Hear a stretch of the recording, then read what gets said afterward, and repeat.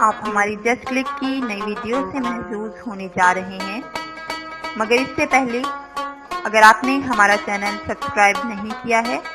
تو اسے سبسکرائب کیجیے اور ساتھ میں موجود بیل کے بٹن کو کلک کیجیے تاکہ آپ کو ہمارے چینل جسٹ کلک کی معلوماتی اور تفریحی ویڈیوز پہنچ سکے۔ آج کا ہمارا سفر اس حسین وادی کے نام ہے جو 7 رینج کے دامن میں اور موٹر وے کے سنگم پر اسلام آباد سے محض 150 کلومیٹر کی مسافت پر واقع ہے۔ دست قدرت کے اس حسین شاہکار یعنی وادی کلر کہار، جس کے مشرق میں 20 کلومیٹر کے فاصلے پر ہزاروں سالوں کی قدیم تاریخ کا امین ہندوؤں کا مقدس مقام کٹاس واقع ہے، کی وجہ شہرت نہ صرف پہاڑوں کے درمیان میں گھرے ہوئے ایک خوبصورت مقام کی ہے بلکہ تاریخی حوالے سے بھی اس علاقے کی اہمیت کو مسلمہ طور پر تسلیم کیا گیا ہے۔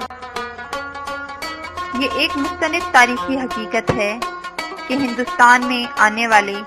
98% غنیم یعنی حملہ آور باب خیبر سے داخل ہو کر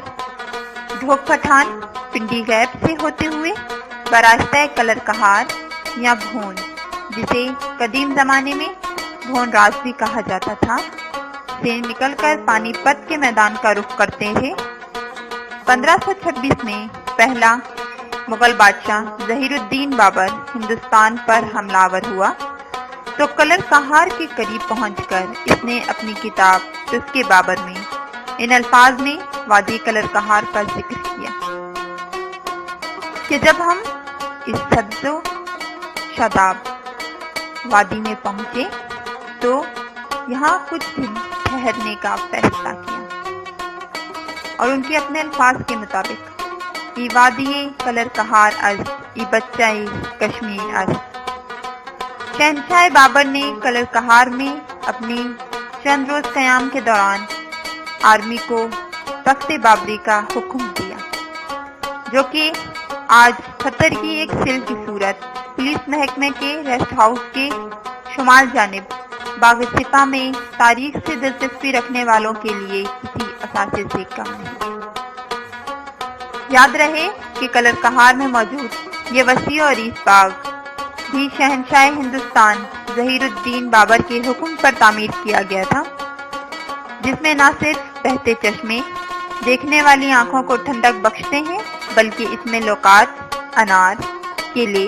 اور دیگر پھلوں کے درخت بھی اس کی شادابی اور حسن کے ضامن ہیں۔ ہشت پہلو اہمیت کے حامل یہ وادی، جو سفیزم تاریخ اور قدرتی حسن سے دلچسپی رکھنے والوں کے لیے مقناطیسی کشش رکھتی ہے، کلر کہار میں موجود جھیل جو کہ موٹر وے انٹرچینج کے بالکل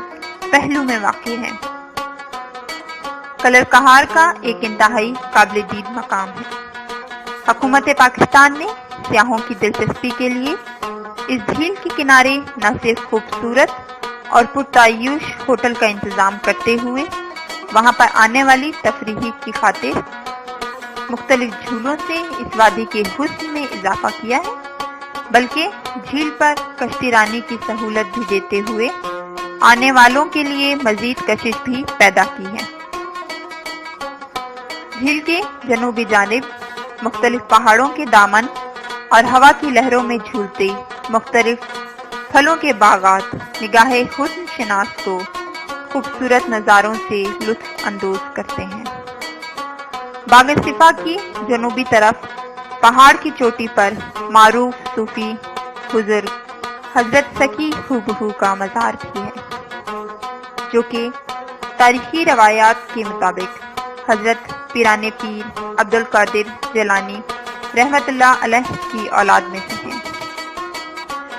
مارجہ خاص تو عام ہے، یہاں تک پہنچنے کے لیے بلندی پر چڑھتی بلکھاتی سڑک کا مختصر سفر طے کرنا پڑتا ہے، جہاں پہنچ کر مختلف رنگوں کے پر پھیلائے خوبصورت موڑ آپ کے استقبال کے لیے موجود ہوتے ہیں۔ یہ کلر کہار ایک ایسا حسین مقام ہے جو قدرت کے اس فن پارے کا مکمل طور پر نظارہ ہے۔ جدید عہد کے بڑھتے ہوئے تقاضوں کے مطابق اسٹریٹ کے بزنس سے متعلقہ بعض کمپنیوں نے ہاؤسنگ سوسائٹیوں کی تعمیر بھی شروع کر دی ہے، جن میں لوگ گہری دلچسپی لیتے نظر آتے ہیں۔